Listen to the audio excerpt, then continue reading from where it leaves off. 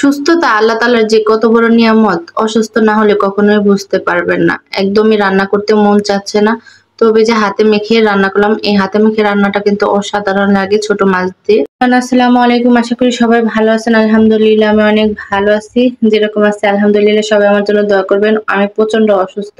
আজকে সকালবেলা আমি উঠতেই পারতেছিলাম না, রান্না করতে তো পারতেছিলাম না। আপনাদের ভাইয়া ঘুম থেকে উঠে তো সকালের নাস্তা মানে সকালে চাপড়া বানিয়েছিল, সেটাই খাওয়া হয়েছে। বাবুকে ডিম সিদ্ধ করে দিয়েছিল, উনি খেয়ে অফিসে চলে গেছে। আর এই যে দুপুরের জন্য আজকে ডাউল রান্না করবো আর কচু দিয়ে ছোট মাছ, যত শর্টকাট করা যায় সেটাই করব। ডাউলটা আমি রাইস করবো, মানে আমার এমন কি একটা সমস্যা হয়েছে, বাবু সিজার করার সময় অনেক সমস্যা হয়েছিল। সেটা মাঝে মধ্যে যে এই যে মেরুদণ্ড হাড়, সেটা অনেক ব্যথা করে, মানে মাঝে মধ্যে বেঁকা হয়ে যায়, সেরকম একটা অবস্থা। বসতে পারি না বেশিক্ষণ, দাঁড়াতে পারি না, আবার শুইতেও পারি না, এরকম একটা অবস্থা। তো ওই যে অনেক কষ্ট হচ্ছিল, তবু ওই যে সবকিছু কেটে ভাবলাম যে একবারে বসিয়ে দিব।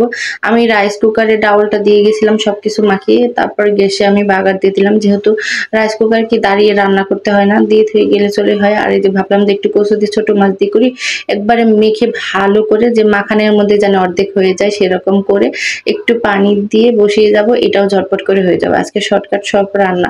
আর এদিকে যে হঠাৎ করে বিপদ হলো, বিপদের মধ্যে বিপদ। এমনিতে আমার ভালো লাগতেছে না যে মামাকে খাওয়াই ঘুম নেবো, ডিস্টার্ব করতেছে।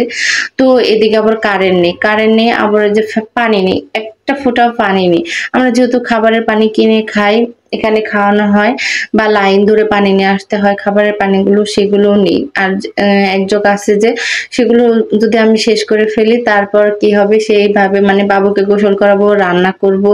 মানে রান্না তো হয়ে গেছে, তো ওই যে কারেন্ট চলে গেছে, পরে আমি রাইস কুকার থেকে আবার চুলায় দিয়েছি। এদিকে পানি নেই, বাবুকে গোসল করাবো, আবার ভাত বসিয়ে দিব, ভাতটা হয়নি। যে চাউলটা ধুবো সেটাও পাচ্ছি না পানি।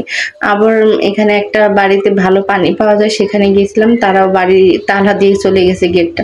মানে বিপদের সময় বিপদ হয়ে গেল। পরে অনেকটা সময় মানে 2 ঘন্টা পর কারেন্ট আসছিল, ভাতটা বসিয়ে দিলাম। আর আমার মানে প্রচন্ড ক্ষুধা লেগেছিল, যেহেতু অনেকটা সময় হয়ে গেছে। পরে তাড়াতাড়ি করে আগে ভাতটা খেয়ে নিলাম। মানে হলো ভাত খেয়ে যে কতদিন ভাত খাই না সেরকম লাগতেছিল। তো পেটটা একটু ঠান্ডা করলাম। আর এদিকে বিকেলবেলা আপনাদের ভাইয়া মানে অফিসের কাজও আসতে পারতেছিল না বাসায়, বিকেলে নাস্তা নিয়ে আসছে, মানে এই যে জিলাপি আর সিঙ্গারা। সিঙ্গারা আমার পছন্দ, মাম্মার জিলাপি পছন্দ।